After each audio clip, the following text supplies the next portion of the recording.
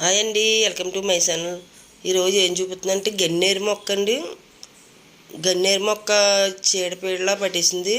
ఆ మొక్కకి పంచకవ్య ఇస్తున్నాను నేను ఈ రోజుని. అది రాజమండ్రిలో బుక్ చేసుకున్నామండి మేము.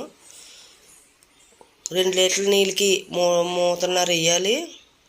మూత వేసినా సరిపోతుంది, కాకపోతే ఇంక నేను కొద్దిగా వేసాను. చాలా పవర్ఫుల్ అండి ఇది. ఇది స్ప్రే బాటిల్ వేసి స్ప్రే చేయాలి. తెల్ల బూజు తెగుల్లా పడేసిందండి. చిన్న చిన్న చీమల్లాగా, చిన్న చిన్న పురుగుల్లాగా పడేసింది గన్నేరు చెట్టు అంతా. దానికి ఇలాగా స్ప్రే చేస్తున్నాను చూడండి.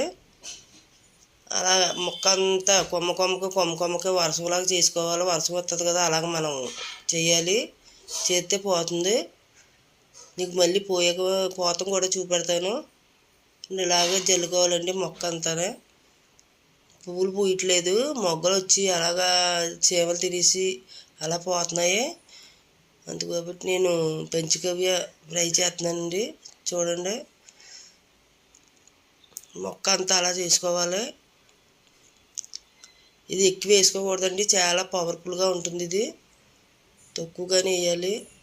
మూతన్నర వేసానండి. మూత వేసినా సరిపోతుంది మీకు 2 లీటర్ల వాటర్కనే. అలా శుభ్రంగా మొక్క అంతా చేసుకుంటే చీమలు, చీడపీడలు, మిల్లీ బాక్స్ అన్నీ పోతాయండి. మిల్లీ బాక్స్ కూడా పట్టితే జల్లుకోవచ్చు. చూడండి, 3 రోజులు పోయిన తర్వాత చక్కగా పూలు ఇడిచి పచ్చగా ఉంది. మా వీడియో నచ్చినట్లయితే లైక్ చేయండి. బాయ్ అండి.